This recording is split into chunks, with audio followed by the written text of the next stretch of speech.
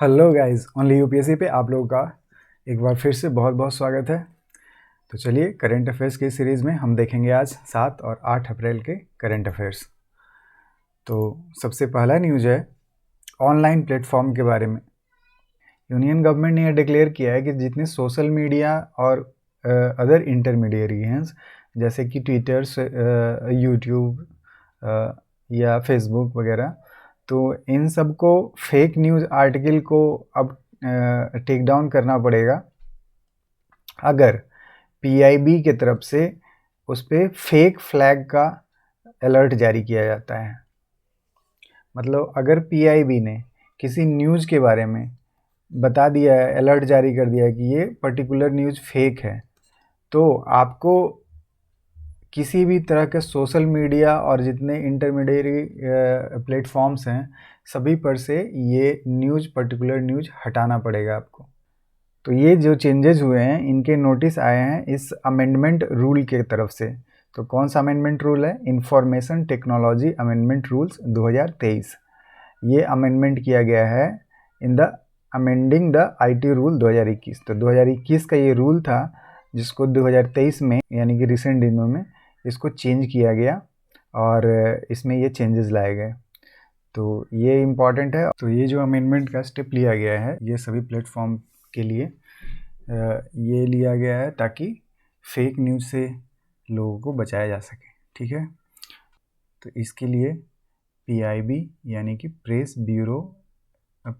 Information bureau को appoint किया गया है, जो कि फेक न्यूज़ के बारे में अलर्ट जारी करेगा।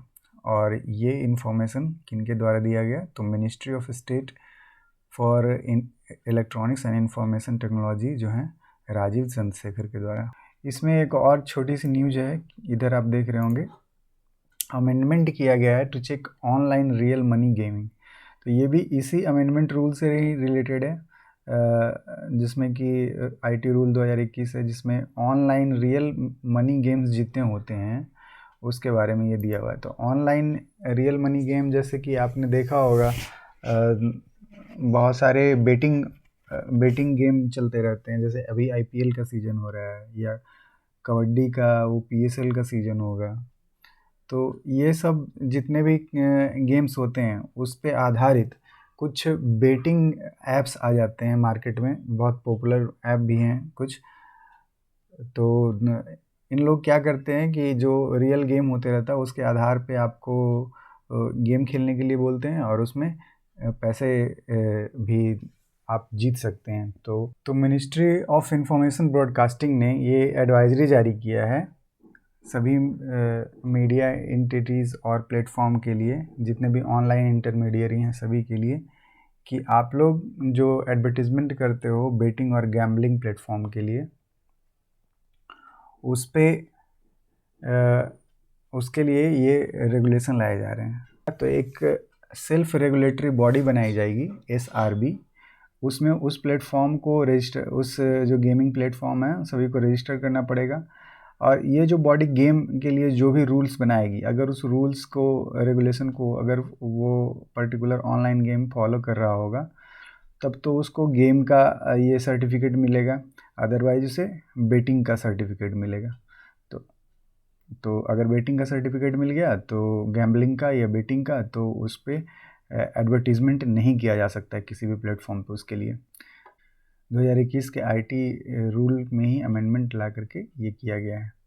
ठीक है, फिर आरबीआई ने अभी रेपो रेट को चेंज नहीं करते हुए 6.4 पे ही कांस्टेंट रखा है।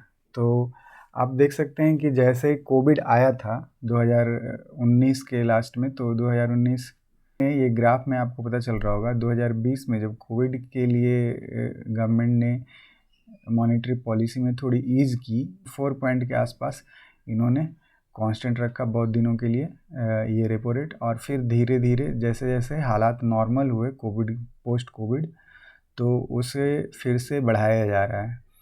तो ये बढ़ते बढ़ते अब 6.5 तक आ गया है। तो इसे अभी रेपो रेट को फिर से नहीं बढ़ाते हुए 6.5 इस मंथ रखा गया है। तो इस रेपो रेट के ट्रेंड के बारे में आपको जानकारी रखनी इम्पॉर्टेंट है, किस तरह से प्री कोविड क्या सिचुएशन थी, पोस्ट कोविड क्या सिचुएशन है। फिर आगे बढ़ते हैं। गवर्नमेंट ने स्पेस पॉलिसी के लिए स्पेस पॉलिसी में कुछ चेंजेस लाए हैं। उसके तहत उन्होंने अप्रूव कर दिया है स्पेस पॉलिसी 2023। तो इस स्पेस पॉलिसी में जितने भी प्राइवेट सेक्टर के जो प्लेयर्स होंगे, कंपनीज होंगी, वो भी अब स्पेस से रिलेटेड जितने प्रोजेक्ट हैं वो ले सकेंगे और इसरो का थोड़ा बर्डन कम कर सकेंगे। क्योंकि होता क्या है कि अभी भारत में एकमात्र ही कंपनी है जो स्पेस रिलेटेड वर्क करती है, वो है अपनी इसरो। तो इसरो के पास इतना ओवरबर्डन उसका शेड्यूल हो जाता है कि वो आगे का रिसर्च वर्क करने में सक्षम हो नहीं पाती। उसके सारे टीम हैं जो कॉमर्शियल जितने प्रोजेक्ट आ रहे हैं बाहर के कंट्री से, आप आए दिन सुनते होंगे कि आज अभी इस कंपनी का सैटेलाइट लॉन्च करना है, इसका मिसाइल लॉन्च करना है, वगैरह वगैरह। तो उन सब को कॉमर्शलाइज तरीके से हैंडल करने के लिए उनका कॉमर्शियल विंग भी बनाया गया, जैसे अंतरिक्ष प्राइवेट लिमिटेड है, न्यू स्पेस इंडिया लिमिटेड है। तो ये सब तो लाया गया है, लेकिन इसके अलावा अब प्राइवेट सेक्टर्स के प्लेयर भी अब पार्टिसिपेट कर सकेंगे। अब वो भी प्रोजेक्ट ले सकेंगे इन कंपनीज़ के, ताकि ज़्यादा से ज़्यादा प्रोजेक्ट इंडिया में लॉन्च हो और इंडिया की करेंसी में ज़्यादा व्यापार हो, ठीक है, और इंडिया को इससे बहुत बेनिफिट होगा। तो ये स्पेस पॉलिसी 2023 इसीलिए लाई गई है। तो ये 8 अप्रैल की पहली न्यूज़ है। इसमें बताया गया है कि यूक्रेन के जो डिप्टी फॉरेन मिनिस्टर हैं वो आने वाले हैं इंडिया। तो इंडिया आकर के वो उनकी जो मीटिंग होगी उसमें ये प्राइम मिनिस्टर मोदी जी को भी इनवाइट करने वाले हैं कीव जाने के लिए। तो ऑब्वियसली ये जो आ रहे हैं उसमें बातचीत होगी रसिया यूक्रेन के वार के बारे में। फिर G20 की जो मीटिंग चल रही है अभी आने वाली है, उसमें यूक्रेन के जो प्रेसिडेंट है जेलेंस्की, उनको भी इनवाइट किया गया है, तो वो भी आने वाले हैं, ठीक है। फिर है एक न्यूज़ डिफेंस के बारे में, खास करके नेवी के बारे में। इंडिया का जो नेवल शिप का जो संख्या है वो लगभग अभी 130 है और इंडिया का टारगेट है कि लगभग 200 शिप ये बना ले।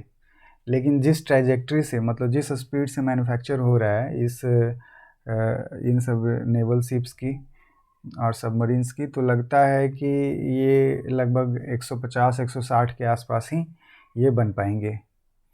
ऐसा पार्लियामेंट्री स्टैंडिंग कमेटी की एक रिपोर्ट आई थी डिफेंस पे, उसमें बताया गया है। तो ये रिपोर्ट दिया गया था कि इनके तरफ से, तो चीफ हैं जनरल अनिल चौहान, उनके तरफ से। इस रिपोर्ट में ये भी बताया गया है कि चाइनीज़ नेवी के पास लगभग 355 शिप्स हैं टोटल, और अगले कुछ 5 सालों में वो लगभग 555 शिप के इक्विवेलेंट बना लेंगे, जिस रफ्तार से वो अपने शिप्स की मैन्युफैक्चरिंग कर रहे हैं। तो ये काफ़ी कंसर्निंग है इंडिया के लिए, क्योंकि अगर चाइना खुद स्ट्रेंथन तो अपने आप को करता ही है इंडियन ओशन में, इसके साथ साथ वो पाकिस्तान को भी सपोर्ट करता है, क्योंकि पाकिस्तान की सारी जो नेवल डिपेंडेंसी है वो पूरी तौर से चाइना पे है, तो चाइना उसको भी स्ट्रेंथन करता है। तो दोनों तरफ से जो हमारे नेबर्स हैं ये भारत के लिए खतरा हो सकता है। तो ये जो कमेटी है, जो स्टैंडिंग कमेटी बनाया गया था, इसमें बताया गया है कि मिनिस्ट्री को असेस करना चाहिए ये थ्रेट परसेप्शन, ये जो दोनों तरफ से थ्रेट है दोनों नेबर से वो बढ़ता जा रहा है, तो उसको टैकल करने के लिए क्या करना होगा, उसकी प्लानिंग करनी चाहिए, उसका थ्रेट को एनालाइज करना चाहिए। फिर है मिनिस्ट्री ऑफ होम अफेयर्स ने एक स्कीम जारी किया है प्रिजनर्स के लिए। वैसे प्रिजनर्स जो अंडर प्रिविलेज्ड हैं, जिनके पास आर्थिक रूप से वो इतने सक्षम नहीं हैं कि अपने आप को बेल करवा सकें, तो वैसे लोगों को के लिए ये प्रोग्राम लाया गया है जिसमें कि उनको सपोर्ट किया जाएगा, पुअर जो प्रिजनर हैं उनको सपोर्ट किया जाएगा। तो ये सपोर्ट फॉर पुअर प्रिजनर ऐसा बोल करके एक बजट आया, बजट में एक प्रोविज़न लाया गया है जिसमें इन तरह के जो पुअर प्रिजनर हैं उनको सपोर्ट किया जाएगा ताकि वो बाहर आ सके और सोसाइटी में अपना कुछ योगदान दे सकें।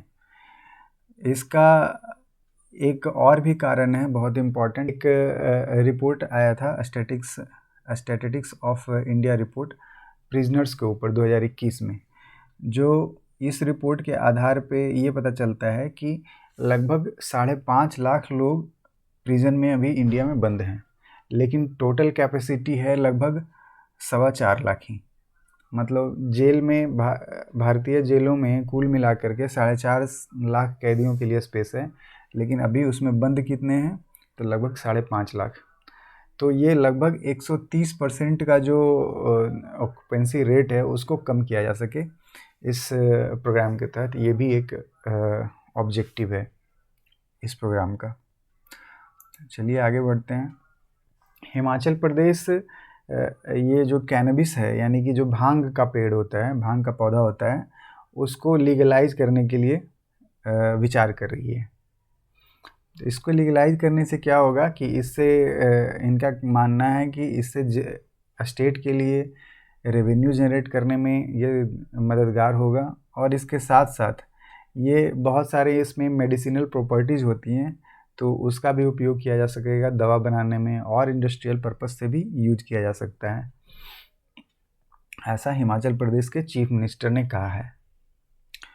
तो एक अभी कमेटी का गठन किया गया है, 5 मेंबर हैं इस कमेटी के, और ये कमेटी एनालाइज करेगी अभी कि क्या इसके आफ्टर इफ़ेक्ट्स हो सकते हैं। ऐसा ना हो कि इसके बुरे इम्पैक्ट सोसाइटी पे पड़ने लगे।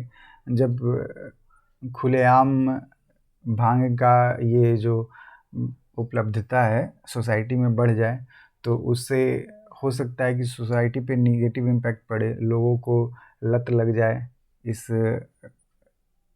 कैनबिस की, इस भांग की। ये है तो नशीला पदार्थ, तो इसको कंट्रोल्ड वे में इसका कल्टीवेशन बहुत ज़रूरी है। उत्तराखंड जो कि नेबरिंग स्टेट है हिमाचल प्रदेश का, उसने ये कंट्रोल तरीके से कल्टीवेशन करने का प्रोविज़न पहले ही बना लिया था और 2017 में इसको लीगलाइज कर दिया था। तो ये ऑलरेडी किया जा चुका है और भी कुछ स्टेट में, जैसे गुजरात है, मध्य प्रदेश, उत्तर प्रदेश में। तो ये हिमाचल प्रदेश भी अब करने के लिए विचार कर रही है। इसके अलावा ऐसा सिर्फ भारत में नहीं होता है, और भी कुछ कंट्री हैं जैसे उरुग्वे है, कनाडा, यूएस, ऑस्ट्रेलिया, बेल्जियम, यहाँ भी ये सब लीगलाइज है और कंट्रोल्ड वे में इनकी खेती की जाती है। तो इन सब सारे मॉडल्स की स्टडी की जाएंगी और उसके बाद ही ये फाइनल डिसीजन लिया जाएगा कि ये कैनबिस कल्टीवेशन को लीगलाइज किया जाए या नहीं।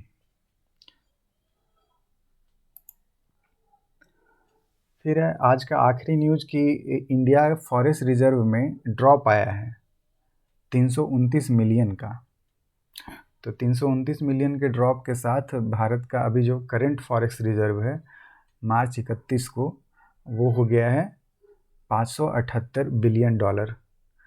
तो इतना जो ड्रॉप आया है, ये ड्रॉप इसलिए आया है क्योंकि आरबीआई ने रुपये खर्च, फॉरेन एक्सचेंज जो रुपीज़ है, फॉरेन जो रुपीज़ है उसको खर्च किए हैं इंडिया के करेंसी के स्ट्रेंथ को मेंटेन करने के लिए। इसके लिए ये फॉरेन करेंसी, फॉरेन रिजर्व्स खर्च किए जा रहे हैं। इसी वजह से $329 मिलियन का इसमें गिरावट आई है, और अभी करंट जो फॉरेन रिजर्व है वो $578 बिलियन का है। ठीक है, तो उम्मीद करता हूँ आपको आज का ये सेशन पसंद आया होगा। तो आज का सेशन यहीं पे समाप्त करते हैं और मिलते हैं अगले सेशन में। तब तक के लिए धन्यवाद।